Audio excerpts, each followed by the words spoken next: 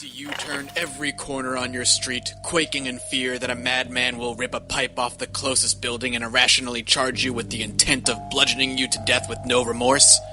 Well, you are not alone, and we're here to help. Call 1-800-HOBO-BE-GONE. Under the excellent management of Ethan Thomas, the rate of murderous hobos has decreased substantially within our cities. How do we do it, you ask? Do we send a team to arrest the ne'er-do-wells? Or did we open a community center to get them the help they so desperately need? No. Our solution is cheaper and more effective. We send a lone man with whatever melee weapon he can find to head into the streets and beat the ever-living shit.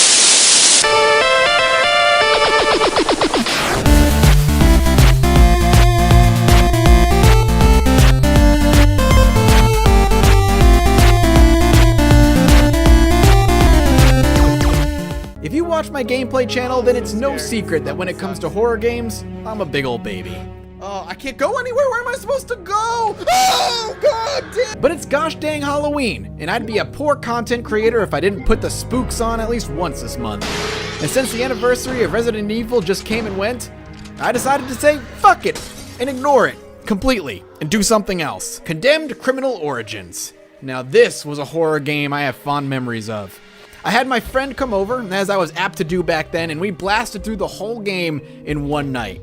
Launched in 2005 for the 360 and a year later for PC by Monolith Games, Condemned downright creeped me the hell out when I was younger.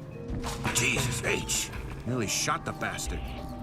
The game opens up with the main character, Ethan Thomas, a special crime unit detective of the FBI, rolling up to a crime scene where a murder has taken place by the notorious serial killer known only as the Matchmaker. Turning off the car and mulling over the scene for a moment, Ethan— Oh! Fuck! It's been less than a minute! We head into the crime scene to find our victim having a lovely tea party with a mannequin and a bunch of horrifying, faceless children mannequins just chilling about like it ain't no thing, with eyeballs scrawled all over the walls. Here, we'll start scouring the crime scene looking for clues as to what happened to the victim and to affirm our suspicions that it was in fact the Matchmaker who murdered her. And for an opening sequence to a horror game, Condemned absolutely nails it. The lighting is great, the mood is appropriately set as you feel incredibly uneasy looking through the crime scene for clues, including close-up photos of the corpse of the victim. And while the game is thoroughly creeping you out, it's also introducing you to one of its best features, the detective elements. Throughout the game, you'll be snapping photos for evidence, taking samples of blood for DNA, and using a forensic light to find traces of bodily fluids— no, not that kind— that can't be seen by the naked eye. And while the forensic elements are no more than interactive story bits, there's something immensely satisfying about putting together a mystery one piece at a time and playing out the role of detective. It isn't long after we've gathered our clues before we discover we aren't alone in the building. The suspect is possibly in the building, and the hunt is on. Let's find this guy. Okay, now he's playing with us. Change of plans. Wait, what? We're not gonna go after him? You're gonna send me by myself to get the lights on? Well, what about the other beat cop? He's not coming with me? All clear, Agent. Thanks, man. All right. We're on our own then. Anybody who's out there, come out with your hands up. This is the police. Okay. Oh God, what have I done? I didn't even try to take him alive. I mean, he only had a plank, and I shot him. I shot him dead. Dear God, someone call a doctor. Oh yes, the city's full of them now, Thomas. Addicts, vagrants, psychotic individuals gone terribly bad. They come in all kinds, but mostly violent. Be careful. Oh, well now you tell me.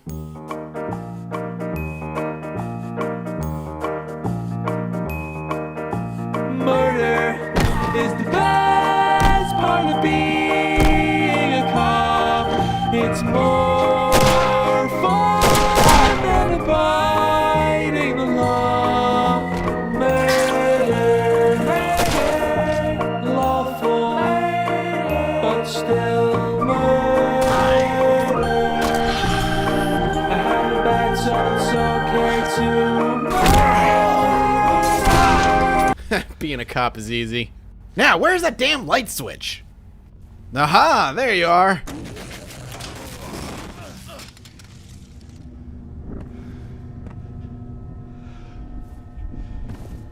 Hey, that's my gun. Now how am I supposed to be a cop? No, there we go. Law and order restored. All right, fast forward a bit, and after murdering the angriest hobos I've ever come across, we are caught by the killer himself, who pins us up against the wall and starts babbling nonsense. How does it feel to be on this end of the gun? Shortly after, our cop buddies bust through the door to save me. Quick, shoot him. No, what are you waiting for? He's pointing the gun at you. Yeah, it's fine. No, not like you had ample time to save me anyway. I'm sure I survived the fall, and when the cops get here and rescue me, we can get right back to figuring out who this mysterious killer is. It'll all work itself out. Hello, Ethan.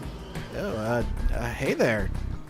You wouldn't have, seen my friends, the police, would you have? My name is Malcolm Van Horn. I was a great friend of your father's. Okay. I need to find the cops. There's a killer on the loose, and he has my gun. The detectives? They're dead. Shot with your weapon. And you will be blamed for their deaths. I mean, that's a bit presumptuous, don't you think? Look, it's easy. We'll just tell him. Look, the killer is right there, creepily watching us from across the street in another apartment. Oh my god, what a coincidence! Ethan, you must trust me. I am here to help. Now go. Why are you what? We're just gonna take this guy's word and go out the window and run from the cops? Why? We have evidence. This all right. Yeah, it's at this point in the game where the plot starts to get a little unbelievable. Condemned opened masterfully. A mysterious serial killer, hints that something more was happening beyond what we knew because of the killer's ramblings, a hunt for the man who did it all. But now we awake in some living room of some man, after having some demon nightmares, who claims to have saved us because the cops are now after me as the suspect, since the other two cops were shot with my gun. And while I see the story they were going for, a once trusted cop now working on his own to clear his name and bring the real criminal to justice, that story is immediately thrown into chaos if you take a single minute to just think about it. Before the killer got my gun, we had already called for backup because the killer was in the same building, so the department knew we weren't alone. We told the other two cops that the killer took my gun as well, so they also knew he had it. I was tossed out of a window multiple stories up. Are we to believe I didn't leave a trace of my own blood? And while my body is missing, there's clear evidence of a struggle, and we were just scouring the place for clues, so we know they have the technology to deduce what happened. And to top it off, Ethan trusts this stranger who claims to be looking out for him and takes his advice while avoiding the cops instead of trying to set the record straight. Then again, we are the same man who went through a building and murdered about 10 angry, drugged-up hobos the night before, so... But this problem persists throughout the entire game. The mystery is constantly presented fantastically, with twists and turns that have you on your toes, clues to have you deducing and keep the wheels turning as to who the killer is and what's going on. Hell, sometimes I wondered if I was the killer and some sort of split personality thing was going on. And it would have been a hell of a twist if it were true. But once you start to get the answers to some of those mysteries and get the why, you're left underwhelmed and sometimes, frankly, confused. The longer the story goes, the more WTF it becomes, with paranormal aspects being thrown in more and more as time goes on, like flying furniture and ghastly visions. It all becomes a big mess very quickly. But hey, fuck it! Time to explore every abandoned train station, sewer system, and department store on our own with naught but a pipe and our own wits to bring down this serial killer. Mannequins. And by the end, you'll be questioning who is the true serial killer with the amount of murdering you end up doing yourself. I don't know if I'm more surprised by how okay Ethan is with slaughtering drug-fueled hobos by the dozens, or that the city has this many drug-fueled violent hobos to begin with. Is there anyone out there who still isn't clear about what doing drugs does? Okay, last time. This is your brain. This is drugs. This is your brain on drugs.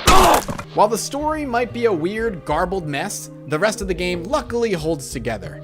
The game is constantly haunting and eerie. Every locale is dimly lit, abandoned, and the sounds of distant enemies ensure you feel like you're never alone. You always feel like you're being watched and hunted, and there's no better level to show that than the department store level, filled to the brim with identical mannequins all eerily staring off.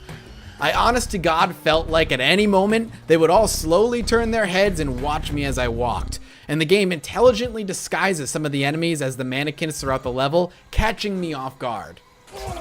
Well, sometimes catching me off guard. It had me so creeped out that I walked around and beat the hell out of every mannequin I could just to ensure that I was safe. And the real meat of the game, the part I vividly remember and what people talk about even today, is the brutal, crunchy melee combat. Those baddies you hear off in the distance, the ones stalking you through the entire level, will eventually jump and attack you, and combat will ensue. This was the first game that I played and enjoyed first-person melee combat with. Each swing hits with a visceral crunch and the enemy stumbling backwards. When enemies hit you, you also stumble a bit, making it that more real. You can block attacks and counterattack, and enemies can block your attacks, and maybe by today's standards it isn't particularly deep, but it's still incredibly satisfying every time you hit an enemy and they fall to the ground awaiting one of the finishers at your disposal. It's visceral and dangerous and heightens the value of other weapons like guns when you do occasionally come across them. Each gun has limited ammo that you must cherish, as you will rarely get to see a gun more than once or twice a level, and each bullet is devastating to the enemies, bringing some enemies down with one shot where they would otherwise take 4 or 5 melee hits before going down. It's a great way to highlight the power of a particular weapon type. Condemned's story may be a hot mess that has plot hole after plot hole, logic that doesn't quite make sense, and an ending that leaves you asking, really? But the gameplay and atmosphere really carry the game past its weak elements and make this 11-year-old game still really fun to play today. And yes, everybody looks like they're wearing shoulder pads in this game. I'm genuinely surprised by how well Condemned Criminal Origins has aged over the past decade or so. All too often I'll have fond memories of a game only to go back and play and be severely disappointed by how poorly it's aged over the years. And while Condemned is by no means a masterpiece by today's standards, especially with its story and plot holes that make no sense, which are later addressed in a sequel that is a crazy mess in itself that I'd love to revisit one day, the gameplay itself is still incredibly satisfying, the atmosphere is creepy as hell, and there are plenty of jump scares to keep you on the edge of your seat. And the game itself is only about 4 hours long, perfect for a lone night on a Halloween Eve to spook the crap out of yourself in pitch black. I highly recommend you check it out, and it's only $15 on Steam, well worth a shot. And that's why I, the Honorable Judge Mathas, judge this game as innocent. The story may be a giant clusterfuck, but the gameplay itself is still really satisfying, and the spooks kept my nerves frayed throughout the entire experience. And it's cheap! And it's not even that bad looking for a game that's 10 years old. I suggest you check it out. So with Halloween right around the corner, I have to ask, what's your favorite horror game that you've ever played? There's no right or wrong answer except, when you give me a wrong answer like the remake of Alone in the Dark. But I'm curious, what is the horror game that scared the crap out of you as a kid or as an adult? Now, Condemned is a great horror game, but it's not my favorite horror game. I think my favorite horror game has to be Silent Hill 2. And I know that's an answer a lot of people will probably give, but it really is a masterpiece of its genre and a game that you should still play today, given the chance. But I'm excited to read your answers in the comments section below and see what your favorite horror games are. Have a great Halloween, and I'll see you next time. Bye-bye. Thank you all so much for watching this spooky episode of Judge Mathas. I hope you enjoyed it. If you want to watch another episode of Judge Mathas, you can go watch the last one I did on Warcraft Adventures, A Lord of the Clans. That game was really weird. Or if you want more spooky Halloween specials, you can go check out my friend Dean Cuddy over at youtube.com/DeanCuddy. He just did a video on Clock Tower. Or you can go check out Pro Jared, who just did a video on Alone in the Dark, which is why Alone in the Dark was on my mind there at the end. Thanks, Jared. Appreciate it. Thank you guys so much for watching, and I'll see you next time. Bye-bye.